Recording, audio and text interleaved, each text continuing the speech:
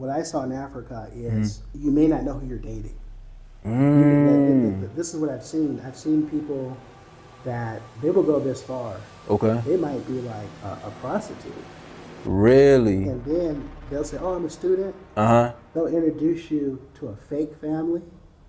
No way. They'll say, "Oh, let me introduce my family." They're all fake. They're not even the real parents. Really? They're all in, and like, yeah, this type of stuff happens. Wow. Yeah. Shalom, it's No Limit Eddie back with another video. Today, man, I got a special guest here. I'm gonna let him introduce himself. Hi, yeah, I'm Expat D. Okay, that's how you can find my YouTube. Originally from California. I've got YouTube content. It's based on just someone that's interested in relocating abroad. I'm a traveler. I've been over 35 different countries. And yeah, I talk about just how to transition in a way that's sustainable.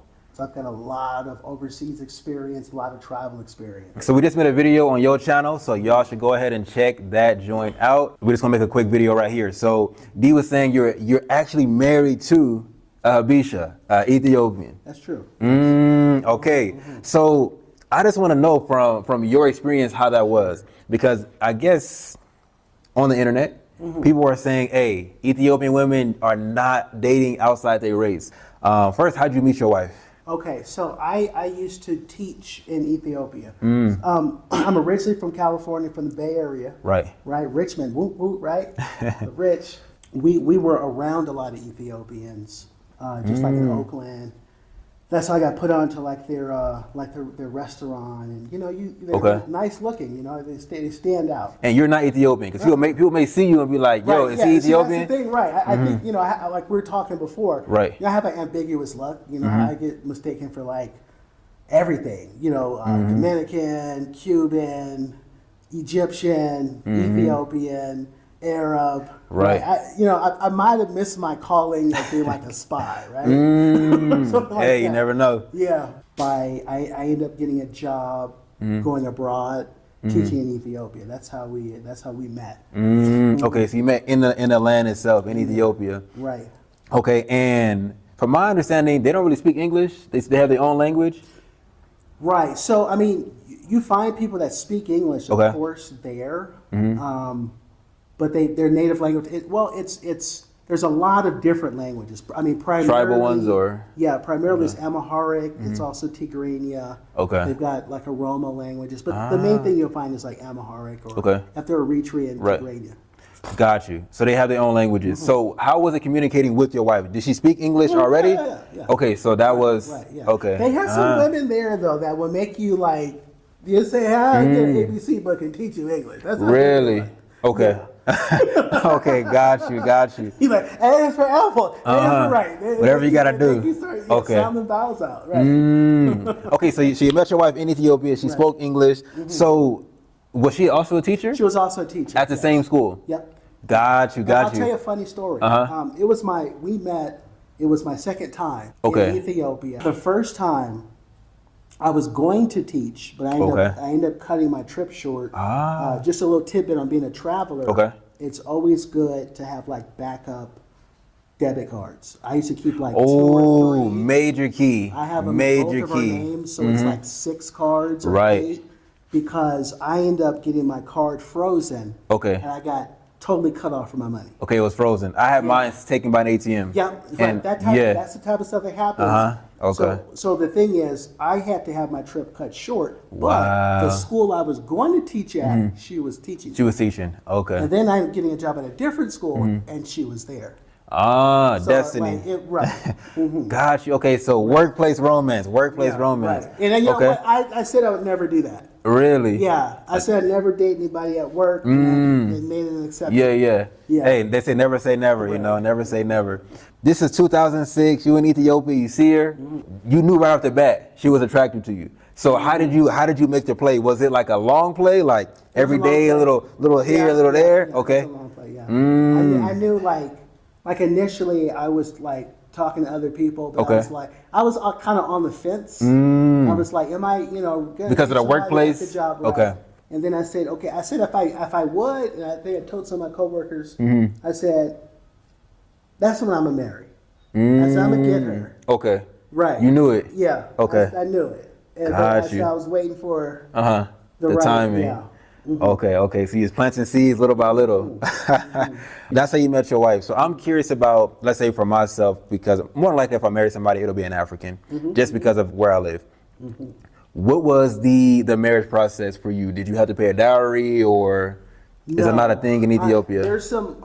I didn't pay a dowry. Okay. That type of stuff, I'm not quite sure, like the extent that it happens in Ethiopia. Okay. Some of those traditional things starts to kind of get phased out. Okay. Because I think even years ago she said they had arranged marriages. Right. Matter of fact, I think she told me that initially her dad was trying to get her an arranged marriage. Oh, wow. Yeah. So that type of stuff does happen. It does exist. Okay. But it's kind of getting a little more modern. A little more phased out. Okay. Right. Got you. And when you went to meet her family, how was that experience? Were you kind of like looked down, or were they like, okay, you're the same? Funny thing. Her father went to UCLA. Wow. Yeah. Okay. And so she was really tapped in then to like Western culture because of that. Yeah, he went there and then became like a diplomat. Oh, so yeah. Like lived. He's the only one that like lived in the States. But usually it's like if the parents are kind of, you know what I mean, modern, then the daughter and the children will be more modern. Yes. Okay, got you. Okay, so it was kind of easy, kind of meeting them and engaging with them. Right. Okay, got you. And once you guys got married, did you marry in Ethiopia or in the States? Yeah. In Ethiopia. Yes. Okay, and were you able to get citizenship through that marriage? Yes, but that whole process, right? It can even make or break a relationship. And really, here's the problem. And I'm not sure how much the laws have changed because let's say you want to get married, right? You're living abroad, okay? To get somebody to sponsor someone to go to the States. No, I'm saying, did you get Ethiopian citizenship? Oh, the reverse way. Yeah. No. You As a matter didn't. of fact, my wife is not even considered an Ethiopian citizen now that she got American citizenship. Oh, so they don't allow dual nationalities over that side. I don't know if they've changed it, but no, she had to give it up. I see. It's too bad too because like they've got this East African visa. That's what I'm saying. It's benefits to marry an African. Like I'm doing a reverse green card play. So people want to marry me to get green card. No, I'm marrying you to get your African citizenship. We went you know, to Tanzania. Yeah. And if she would have had her Ethiopian passport, the price of the hotel would have been like half the price. Right. Even like getting into like amusements and different things like that, you get benefits. And I had to give all that up. That sucks. Yeah, for me it's like if I marry an African, I gotta be advantaged in getting a citizenship or something like that. You know what I mean? Then my children can be dual nationals, boom, boom. Cultural differences in a marriage that you didn't expect. I'll say this. And I see a lot of like YouTubers, and they talk about dating, and you know, there's this passport bro movement. Big movement, yeah. But what you don't really hear a lot about is, well, what happens if you find somebody and you settle down? It's a whole nother ball game. So one like challenge though that I'll agree is if you get married and you bring them back to the States. The States can really change you, and they can even really turn into a different person. Yeah. You know what I mean? Yeah. And I noticed, like, and the one thing I liked about her when we moved abroad is that she was receptive. That's one thing I was open, because I knew that I really wasn't interested in living in the States. Okay. So one of my criteria was like, this is back in like 2006, 2007. When America was at its height, it wasn't. So when like you try to date someone and say you want to leave the country, they're looking at you like, you crazy. No, for real. Right. For now real. it's different. Back then, social media has changed it. Yeah, we were like, I was quite pioneer when it comes to like traveling. Yeah. So I wanted someone that was receptive of living out of the country. Okay. There weren't so much, and I think initially she wanted to experience America, but I think. I think the best thing that I was able to do is she experienced America. She got a chance to go to school there and all that stuff. Okay. So we have a lot in common that way, but then we also left the country. Got you. And so now it's like she can see the benefits of like the sweet spot that I like is being an American abroad. That is the American dream in 2025. Yes. Yeah. You get the benefits. You got the passport. right. You got the, if you have an education, you got the degree. You earning dollars. You got the dollars. But it's overseas. Right. It's more valuable that way. Way more valuable. Interesting. Okay, so I feel the same way as to where if I was to marry someone on a continent, I don't really want them going to the States. I feel like the States has this, I think lands have spirits. And the spirit of America is one of corruption. So a very sweet, young, innocent person can become a 304 in the States just because that's the energy that it resonates with. I'm glad it worked out for you to where it was a smooth transition. Yeah, but there's a lot that I've seen get married, even not just Ethiopians, different countries. Oh, anywhere, yeah. And they've gone to the States and it just falls apart. And I think one of the reasons it takes somebody that's equally interested in the other person's culture. It's not like, okay, you're with me now, you're an American, so you need to act like this and do this and be like this. If you're more receptive to their culture and understanding that and really have good open conversations, it does help. It does help. Yeah, you're okay. I'm really like on the fence of saying this. Break the truth, yeah. Like a lot of white dudes. I don't know. Sometimes they go abroad. I swear to God, they're looking for a maid. Okay. Or like a nurse assistant or something. Really? And it's like, I don't know. Some of the people they pick. Yeah. I'm like, I kind of question like. You like look wise? Not just. It's like if you notice, like you see like, not to call it white dudes, but a lot of times when you see them abroad, it's like they're looking for like a maid. And I'm thinking, man, I see. like the ones I've seen that come. Yeah. They're really like, it's like they want just like an obedient maid. You know what I mean? Okay. It's very like, I don't know, controlling. I've seen that when they go to the States.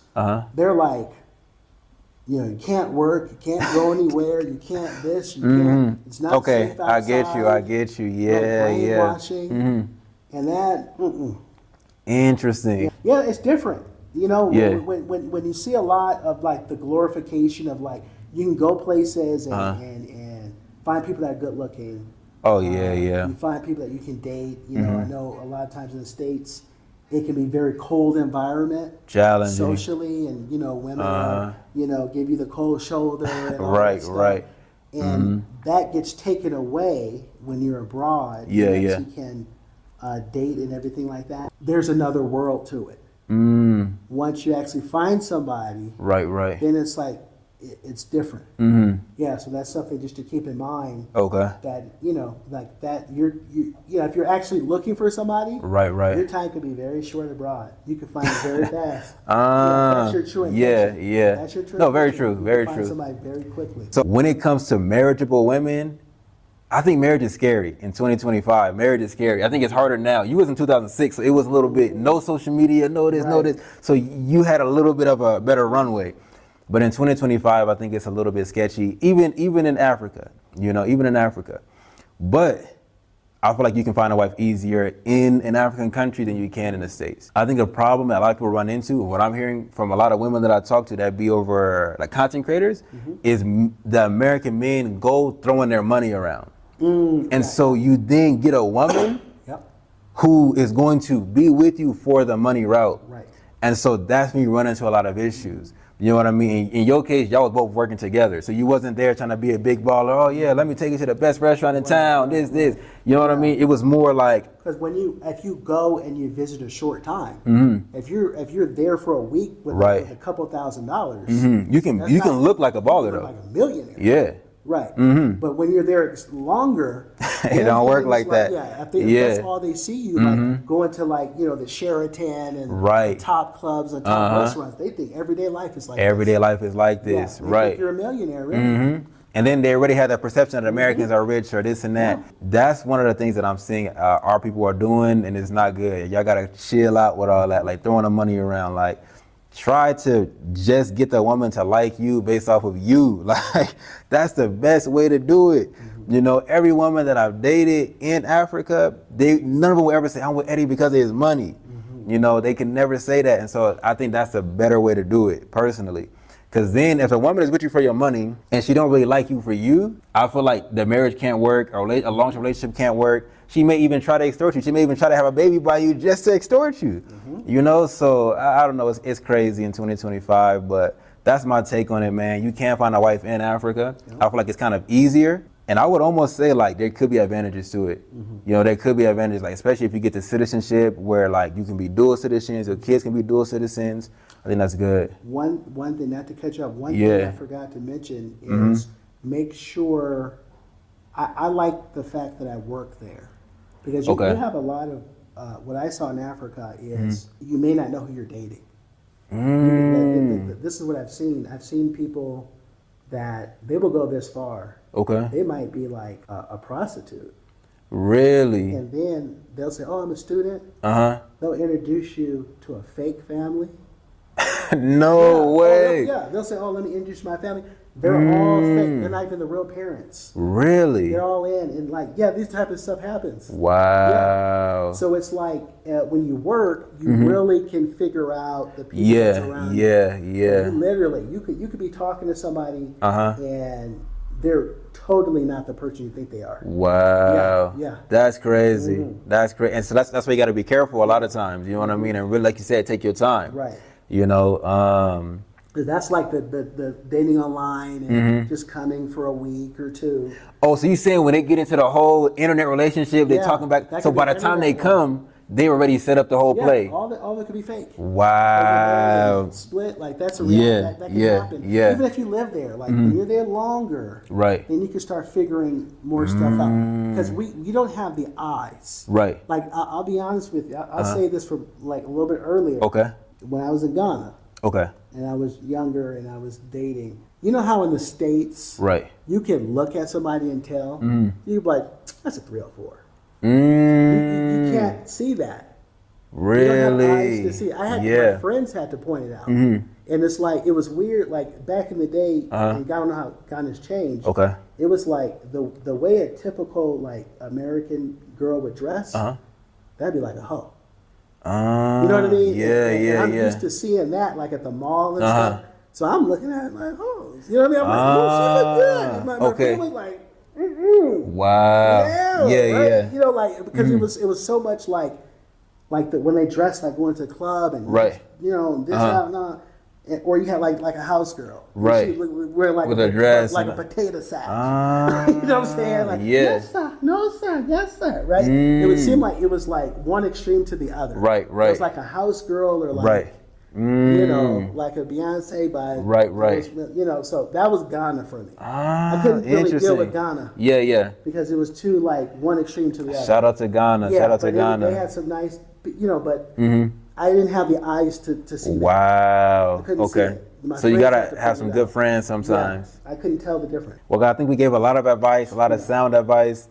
Dating, you know what I mean? Nowadays, you gotta be careful. You gotta be mindful. But at the same time, dating for marriage, you can do it on the continent. You know what I mean? You can do it in the States too. Shout out to all black women worldwide. I got no beef for black women. Black queens forever, snow bunnies never. Your channel. Tell them about it. My channel is Expat D.